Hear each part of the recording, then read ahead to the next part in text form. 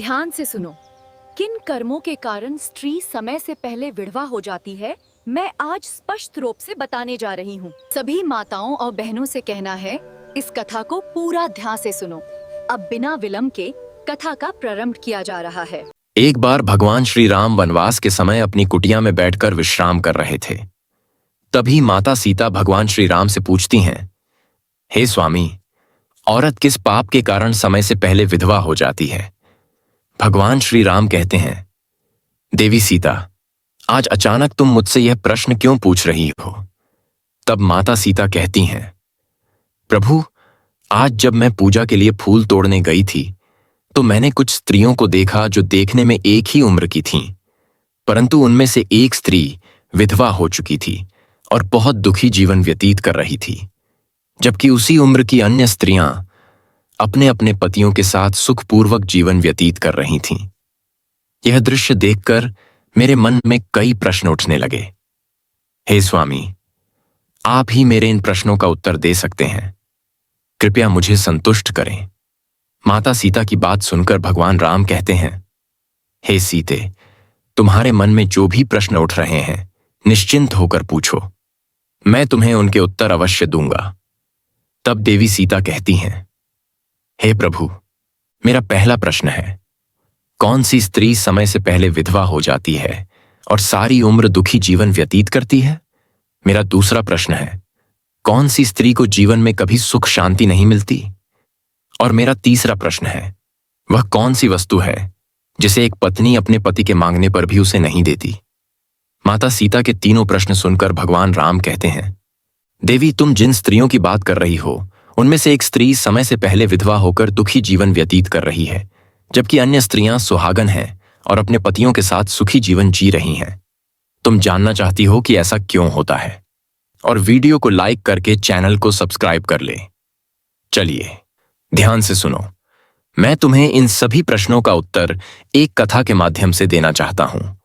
इस कथा को पूरे ध्यान से सुनना, क्योंकि आधी अधूरी कथा सुनने वालों को आधा अधूरा ही ज्ञान प्राप्त होता है, जो जीवन में कभी काम नहीं आता। यदि तुमने इसे ध्यान से सुना तो तुम्हें अपने तीनों प्रश्नों के उत्तर स्वयं मिल जाएंगे। यह सुनकर माता सीता कहती हैं, स्वामी, मैं आपको वचन देती हूं कि मैं इस कथा को पूरा सुनूंगी और संसार की समस्त नारियों तक इस कथा को आपके माध्यम से पहुंचाऊंगी। माता सीता की यह बात सुनकर भगवान राम कहते हैं, हे सीता, सबसे पहले मैं तुम्हें उस स्त्री की कहानी सुनाना चाहता हूं जो सुहागन बनकर सुखी जीवन जी रही है। जिस सुहागन स्त्री की तुम बात कर रही हो वह और कोई नहीं बल्कि कौशल नरेश के एक नौकर की पत्नी है। उस नौकर को अपनी पत्नी पर पूर्ण विश्वास है कि उसकी पत्नी एक चरित्रवान और पतिव्रता स्त्री है। वह नगर में सबके सामने अपनी पत्नी की प्रशंसा करता है और अपने साथियों से उसके गुणों का वर्णन किया करता है। फिर भगवान राम माता सीता से कहते हैं, हे देवी, उस नौकर की पत्नी की चर्चा धीरे धीरे पूरे नगर में फैलने लगी और अंततः यह बात राजा के दरबार तक पहुंच गई। यह सुनकर राजा ने उस नौकर को बुलवाया और उससे कहा, तुम सबके सामने कहते हो कि तुम्हारी पत्नी एक चरित्रवान और पतिव्रता स्त्री है। क्या वास्तव में तुम्हें इस बात का पूर्ण विश्वास है कि वह पवित्र है और तुम्हारे अलावा किसी पराये पुरुष को आंख उठाकर भी नहीं देखती? क्या इस बात का कोई प्रमाण तुम्हारे पास है? राजा की बात सुनकर नौकर बोला, महाराज, मुझे अपनी धर्मपत्नी पर पूर्ण विश्वास है। वह एक सच्ची पतिव्रता स्त्री है और मेरे अलावा किसी पराये पुरुष की ओर दृष्टि तक नहीं उठाती। नौकर की बात सुनकर राजा के एक मंत्री ने कहा, क्षमा चाहता हूं महाराज, ऐसा कैसे संभव है कि कोई स्त्री किसी अन्य पुरुष को न देखे? यह तो असंभव सा प्रतीत होता है। फिर मंत्री ने राजा से कहा, महाराज, यदि मैं इस नौकर की बात को गलत सिद्ध कर दूं और इसकी पत्नी का पतिव्रता धर्म नष्ट कर दूं तो इसे क्या दंड मिलेगा? तब नौकर बोला, महाराज, यदि महामंत्री जी मेरी पत्नी का पतिव्रता धर्म नष्ट कर देते हैं तो आप मुझे फांसी की सजा दे दीजिए, लेकिन यदि महामंत्री जी ऐसा न कर पाए तो इन्हें भी दंड मिलना चाहिए। नौकर की बात सुनकर राजा ने कहा, यदि मंत्री असफल रहे तो उन्हें भी फांसी की सजा दी जाएगी। मंत्री ने यह शर्त स्वीकार कर ली और नौकर से पूछा, मैं तुम्हारी पत्नी से ऐसी कौन सी वस्तु लाऊं जिससे तुम यह मान लो कि मैंने उसकी पतिव्रता मर्यादा भंग कर दी है? नौकर ने कहा, महामंत्री जी, मेरे विवाह के समय मेरी पत्नी दहेज में एक मटका और एक कटार लाई थी। ये दोनों वस्तुएं उसने बहुत संभाल कर रखी हैं, क्योंकि ये एक पतिव्रता स्त्री के लिए सुहाग की निशानी है। यदि आप ये दोनों वस्तुएं मेरी पत्नी से लाकर मुझे दिखा दें तो मानूंगा कि आपने उसकी पतिव्रता मर्यादा नष्ट कर दी है। मंत्री ने नौकर की यह शर्त स्वीकार कर ली। इसके बाद वह दरबार से निकलकर नगर में गया और एक जादू टोना करने वाली स्त्री के पास पहुंचा, जो ऐसे ऐसे काम कर देती थी जिन्हें कोई और नहीं कर पाता था। मंत्री ने उस स्त्री को सारी बात बताई और कहा, तू किसी भी प्रकार से उस नौकर की पत्नी से मेरा संबंध बनवा दे। इसके बदले में तुझे जितना धन चाहिए मैं उतना देने को तैयार हूं। इस प्रकार मंत्री की बात सुनकर वह स्त्री कहने लगी, मंत्री जी, आपको कहना तो आसान लगता होगा, किंतु ऐसा करना सरल नहीं है। तुम जिस स्त्री की बात कर रहे हो वह एक सच्ची पतिव्रता नारी है। उसे न तो धन का लोभ है और न ही किसी वस्तु का लालच। तुम्हें क्या लगता है वह तुम्हें मटका और कटार दे देगी? यह सुनकर मंत्री डर गया और कहने लगा, यदि तू मेरा उससे संबंध नहीं करवा सकती तो एक काम कर दे, उसके घर जाकर उसका मटका और कटार चुराकर मुझे दे दे, और उसकी जांघ के पास यदि कोई निशानी हो तो वह भी देखकर मुझे बता देना। इसके बदले में मैं तुझे मुंह मांगा इनाम दूंगा। तुझे जितना धन चाहिए उतना देने को मैं तैयार हूं, बस तू मेरा यह काम कर दे। मंत्री की यह बात सुनकर उस जादू टोना करने वाली स्त्री के मन में धन का लालच आ गया। उसने कहा, ठीक है, मैं तुम्हारा काम अवश्य करूंगी, लेकिन मुझे मुंह मांगा धन देना पड़ेगा। मंत्री ने कहा, ठीक है। इसके बाद वह स्त्री वेशभूषा बदलकर नौकर के घर गई और उसकी पत्नी से कहने लगी, बेटी, मैं तेरे पति की बुआ हूं, मैं कई वर्षों के बाद आई हूं। नौकर की पत्नी ने कहा, आप इतने वर्षों बाद आई हैं, इसीलिए मैंने आपको पहले कभी नहीं देखा, मैं आपको पहचान नहीं पाई। इस प्रकार वह स्त्री बुआ बनकर नौकर के घर में रहने लगी। नौकर की पत्नी ने उसे बुआ समझकर बहुत आदर सम्मान दिया, पर उसे यह पता नहीं था कि यह जादू टोना करने वाली स्त्री मंत्री के कहने पर उसके साथ छल करने और उसका पतिव्रता धर्म नष्ट करने आई है। अब वह स्त्री नौकर के घर में मजे से रहने लगी और उसकी पत्नी पर झूठा प्रेम लुटाने लगी। एक दिन नौकर की पत्नी स्नान करने के लिए स्नानगृह में गई। कुछ देर बाद वह स्त्री भी वहां पहुंची और उसकी कमर मलने लगी।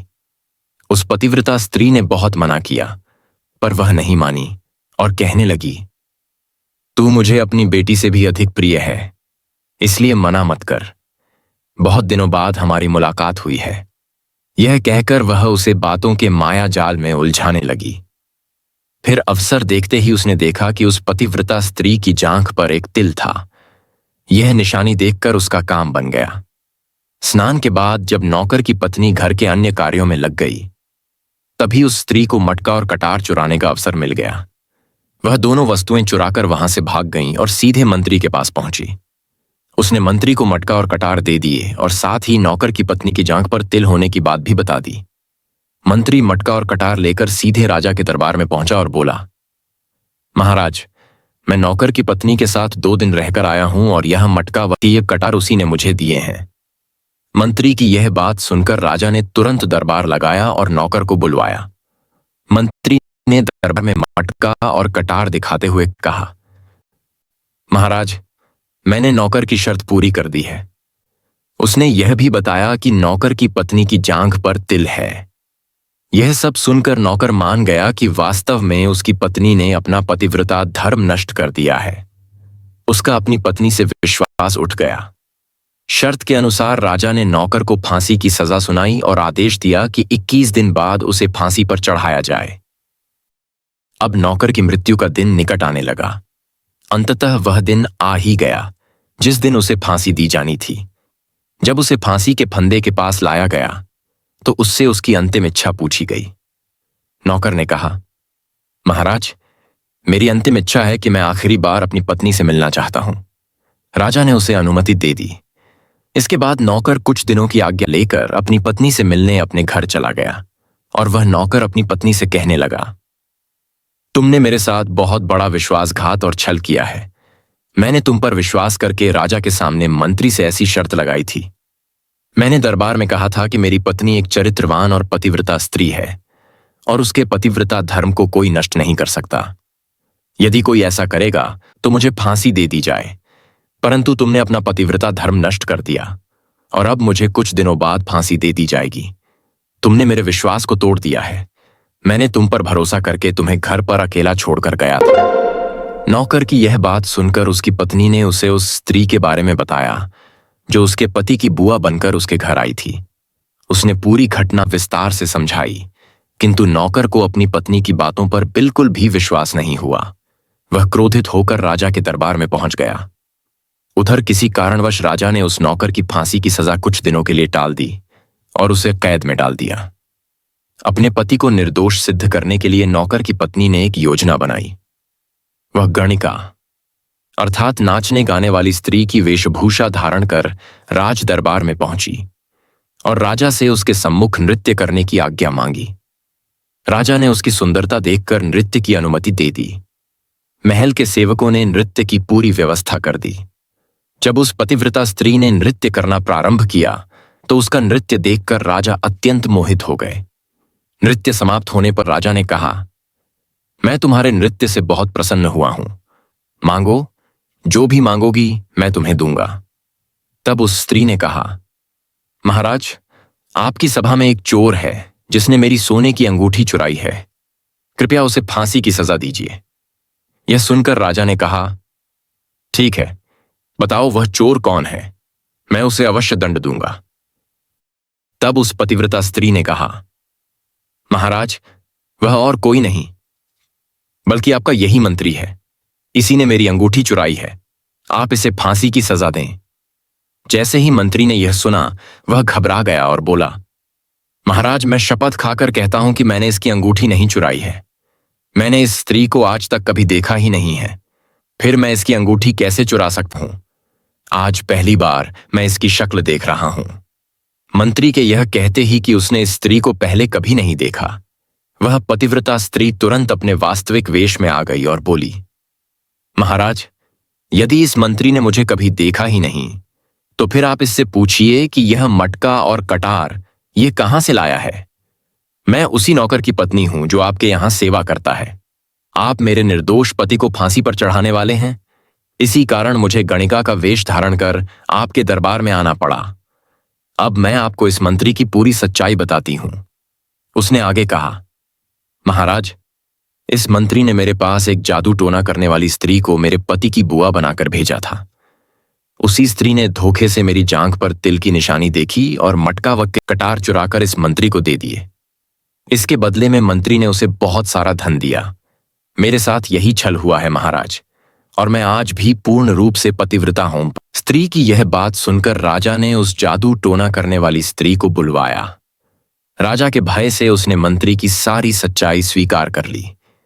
तब राजा ने नौकर को कैद से मुक्त कर दिया और उसकी जगह मंत्री को फांसी की सजा दे दी। कथा को आगे बढ़ाते हुए भगवान श्री राम कहते हैं, हे सीते, इस प्रकार उस नौकर की पतिव्रता पत्नी ने अंत में राजा से कहा, महाराज, मैं अपने पति से अत्यंत प्रेम करती हूं।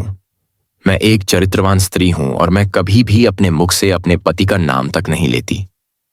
भगवान राम आगे कहते हैं, हे सीते, अब कथा पूर्ण हुई। अब अपने तीनों प्रश्नों के उत्तर सुनो। तुम्हारा पहला प्रश्न था, कौन सी स्त्री समय से पहले विधवा हो जाती है?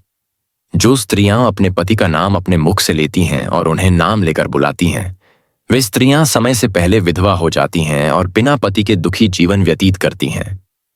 मान्यता है कि पति का नाम लेने से उसकी आयु क्षीण होती है और समय से पहले उसकी मृत्यु हो जाती है। इसी कारण तुमने जिन स्त्रियों को देखा उनमें से एक विधवा हो गई थी, जबकि वह नौकर की पत्नी, जो कभी अपने पति का नाम नहीं लेती थी, आज भी सुहागन है और सुखी जीवन व्यतीत कर रही है। भगवान राम आगे बोले, तुम्हारा दूसरा प्रश्न था, कौन सी स्त्री को जीवन में कभी सुख नहीं मिलता? जो स्त्रियां अपने पति की अनुमति के बिना कहीं भी चली जाती हैं, वे जीवन में कभी सुख शांति प्राप्त नहीं कर पाती। ऐसी स्त्रियां जीवन भर दुखी रहती हैं और उन्हें पति का सच्चा प्रेम नहीं मिल पाता। फिर भगवान राम ने कहा, तुम्हारा तीसरा प्रश्न था, वह कौन सी वस्तु है जिसे एक पत्नी अपने पति के मांगने पर भी नहीं देती? वह वस्तु है गाली। एक संस्कारी और चरित्रवान स्त्री कभी भी अपने पति को गाली नहीं देती। जो स्त्रियां अपने पति को अपशब्द कहती हैं वे कभी चरित्रवान नहीं होती।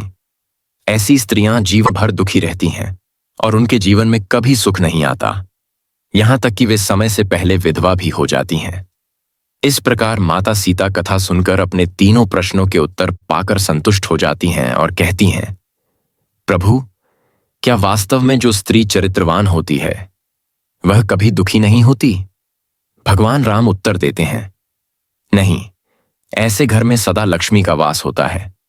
वह घर धन, वैभव और खुशियों से भरा रहता है। चरित्रवान स्त्रियां अपने घर को स्वर्ग बना देती हैं। मित्रों, यदि यह कथा आप सभी को अच्छी लगी हो तो कमेंट में जय श्री राम अवश्य लिखें।